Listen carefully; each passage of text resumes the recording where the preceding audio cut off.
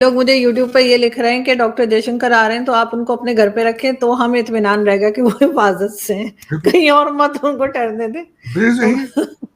बिल्कुल सही कहा, मैं उनसे एग्री करूंगा। पाकिस्तान हार गया है, जहलियत जीत गई है। आज आपके पीर जो पीरनियां जीत गए हैं, जिन जीत गए, जिन्नात जिस तरह पाकिस्तान जो चला रहे हैं वो जीत गए हैं। मुसलमानों की पूरी दुनिया के अंदर जो हालात हैं उसके सिर्फ पीछे एक चीज है कि साइंस, तालीम और मैथ, इससे आपकी दूरी, नफरत।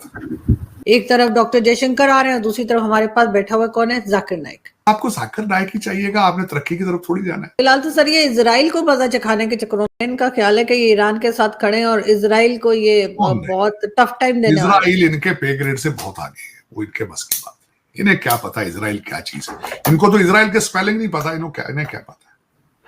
ये कभी जिस तरीके, मैं इनको सिर्फ एक बात बताना चाहता हूं कि इजराइल किस लेवल पे है।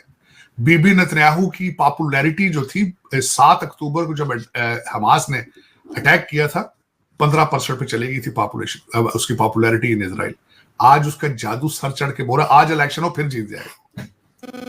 किस खूबसूरती के साथ उन्होंने अमेरिका का सर भी अपने घुटनों में दिया हुआ है। सारे बम वहां से आ रहे हैं, बंकर बस्टर, और सारा पैसा भी उनसे ले रहे हैं, उनकी बात सुन भी नहीं रहे, उनको धोखा भी दे रहे हैं। अमेरिका दुनिया की वाहिद सुपर पावर मजबूर है, घुटनों के बल है इजराइल के सामने।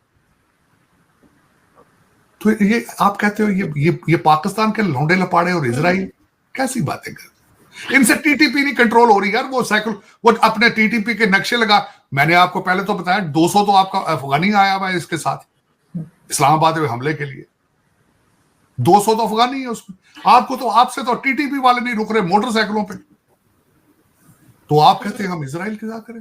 वो बहुत पढ़े लिखे, बहुत साइंटिफिकली बहुत बड़े। मैं उनका एक प्रोग्राम पढ़ रहा था, ये लौंडे लपाड़ों के लिए खासकर बताना चाहूंगा। उनका एक इंटेलिजेंस एक ग्रुप है, उसको वो कहते हैं ग्रुप 8200।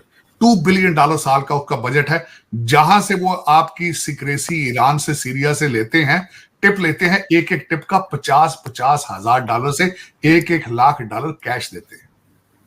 फिर उन्होंने हनी ट्रैप बना रखा है। फिर ये आते हैं, ये सारे जो आते हैं वहां से, जो 4-4 शादियों और 100-100 बच्चों वाले, इनकी वीडियो बना लेते हैं, फिर उस पर ब्लैकमेल करते हैं। उन्होंने एयर होस्टेसें हायर कर रखी हैं इनकी नकलो हरकत को नोट करने के लिए। उनका एक प्रोग्राम है लेवेंडर है उसका नाम। इस वक्त गाजा का जो बच्चा पैदा होता है उसका रिकॉर्ड उनके पास मौजूद है। हर टेलीफोन कॉल का उन्हें पता होता है कि इस टेलीफोन पे कॉल है। और इस वक्त जितने टारगेट हैं उनके सारे आर्टिफिशियल इंटेलिजेंस बेस्ड है। आप कहते हैं ये लोग, आप इन लोगों की बात कर रहे हैं जो सरकारी क्रेने लेकर अपने कैपिटल पे हमले के लिए निकलेंगे। लेकिन सर ईरान भी बहुत धमकियां दे रहा है, आपको लगता है कि कुछ कंट्रोल हो पाएगा? नहीं यार, तू नहीं। आप सभी हमको कमेंट करके बताइएगा कि क्या ईरान की धमकी आपको क्या लगता है, सही दे रहा है या गलत दे रहा है? इजराइल को सपोर्ट करना चाहिए या नहीं करना चाहिए? यहाँ पर पर्सपेक्टिव इस बात का नहीं है कि इजराइल को किस रूप में सपोर्ट करना चाहिए, लेकिन ईरान की जो धमकी है वो कैसी है? ये तो इनके तो अपने पेट ही नहीं भर रहे। मैं हैरान हूं, आज तक कभी किसी ने सोचा है मेरी लेगेसी क्या होगी? मियां नवाज शरीफ साहब को दुनिया में जब से चले जाएंगे, उम्र क्या है उनकी? बहुत ज्यादा उम्र है।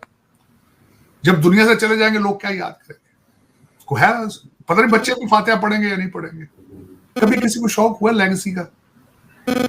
कोई लेगेसी का शौक हो? कुछ नहीं है, किसी को परवाह ही नहीं। मैं हैरान हूं। और जो जितने आपके ये CSS अफसरान हैं, जज हैं, कोई शर्मो हया से आ रही है, इनको पता ही नहीं हमने मरना है, क्या करना है, क्या छोड़ के जाएंगे।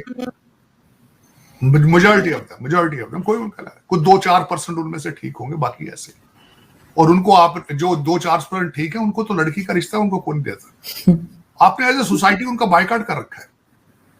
आप कहते हो कि तो बुज़दिल है यार, तो बुज़दिल है, ना खुद खाता है ना किसी को खाने देता है। लेकिन सर आप आए और मैं आपसे अमेरिकन इलेक्शंस का ना पूछूं, ये तो खैर हो नहीं सकता। नहीं, बल्कि 2 चीजें मैं बताना चाहूंगा। मैं बल्कि आज टॉपिक था मेरा, मैं थोड़ा सा यहाँ पे इस वक्त इलेक्शन भी उसी के साथ रिलेटेड है। एक तो फ्लोरिडा के अंदर एक बहुत बड़ा तूफान आया हेलन, और आज दूसरा मिल्टन, एक दूसरा तूफान भी आने वाला है। तकरीबन 200 से ज्यादा लोग मारे जा चुके हैं। कैमला हैरिस ने उनके लिए ऐलान किया है $750 पर पर्सन दिया जाएगा। लोगों के मकान उजड़ गए, गाड़ियां सारी बह गई, मर गया 200 बंदा, बच्चे मिल ही नहीं रहे अभी तक। $750 मजाक हो रहा है।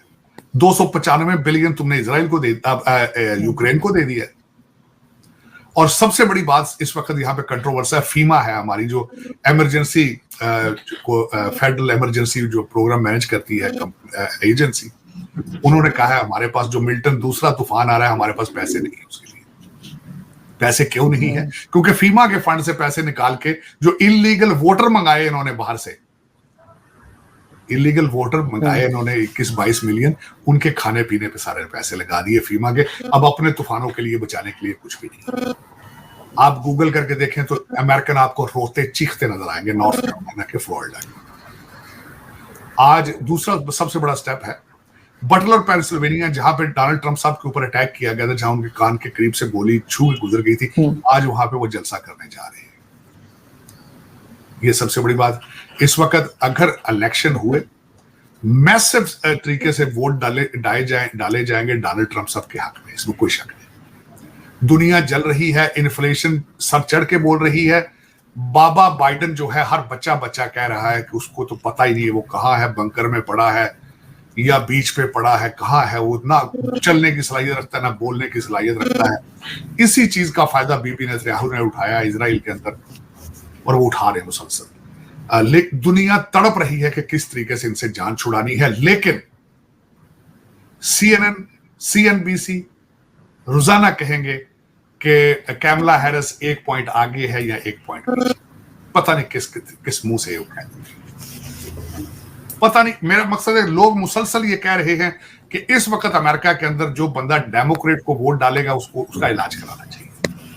कि इन सर्कमस्टांसेस में जब फॉरेन पॉलिसी मौजूद नहीं है, डी-डॉलराइजेशन शुरू हो चुका है, एलाइज छोड़ के भाग चुके हैं, दुनिया जल रही है, 21 मिलियन इलीगल क्रिमिनल्स आ चुके हैं। इन सर्कमस्टांसेस में एक डेमोक्रेट प्रेसिडेंट, चाहे कोई भी हो, वो किस तरह डेमोक्रेट पार्टी किस तरह जीत पाएगी, जबकि अमेरिका का हर शहर गाजा बन चुका है। पुलिस डायल करें तो आती नहीं है। 25 साल से कोई नया एयरपोर्ट नहीं बना है, 25 साल से कोई नई हाईवे नहीं बनाई गई। इन सर्कमस्टांसेस में बाकी उसके दिमाग का इलाज कराना चाहिए, जो आज भी कहता हो कि मैं डेमोक्रेट्स को वोट दूंगा। ये हालात है यहाँ पे। लेकिन आरजू, मुझे आपकी हमेशा फिक्र होती है। मैं जब भी आज इस्लामाबाद पे जो वो शैलिंग और आग देख रहा था, तो सबसे पहले मैंने जिसका सोचा वो आप थे। बहुत शुक्रिया। आरजू जी वहां पे होंगे तो आपके लिए दुआएं हैं। अपने वतन अजीज पाकिस्तान के लिए दुआएं मांग रहा हूं। मैं तो डॉक्टर जयशंकर साहब के लिए भी दुआएं मांग रहा हूं कि वो जाएं और खैरियत से वापस आ जाएं। और सर, बड़ी इंटरेस्टिंग बात ये है कि कई लोग मुझे यूट्यूब पे ये लिख रहे हैं कि डॉक्टर जयशंकर आ रहे हैं तो आप उनको अपने घर पे रखें, तो हमें इत्मीनान रहेगा कि वो हिफाजत से हैं, कहीं और मत उनको ठहरने दें।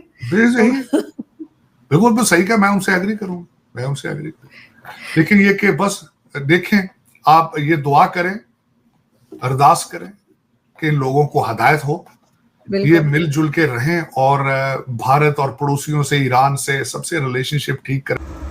जय हिंद दोस्तों। देखिए कैसे भारत पाकिस्तान से जो गए हैं जयशंकर साहब SCO समिट के लिए, तो वहाँ पे आपको क्या देखने को मिला कि पाकिस्तान आओ भगत में जो है लगा हुआ है कि क्या करें क्या नहीं करें, कि कैसे करें कि हमारा जो है भारत से बात हो जाए, थोड़ा कुछ जो मामलात है जो भारत और पाकिस्तान के बीच में उसकी सहूलियत प्राप्त हो। तो यहाँ पे सबसे अधिक और ज़रूरी बात ये हमको लगा पूरा सुन करके कि कैसे भी जो है जो ये जेन्युइन पत्रकार हैं, जैसे कमर चिमा हो गए, जो कि ऑल ओवर वर्ल्ड जो पर्सपेक्टिव है, न्यूज़ जो है वो एक सही न्यूज़ प्रदान करने का कोशिश करते हैं। उसी में हमको ये भी पता चलता है कि हाँ, देखते देखते हमको ये भी पता चलने लगा कि पाकिस्तान में कुछ जो है एंटी हो और कुछ जो है प्रो हैं। तो एंटी वाले जो हैं पाकिस्तान को कैसे करें कि हाँ भारत पाकिस्तान का बेइज्जती कैसे कर रहा है, नहीं कर रहा है, हाँ कर रहा है। तो यहाँ पे बस हम लोग यही देखने का कोशिश कर रहे हैं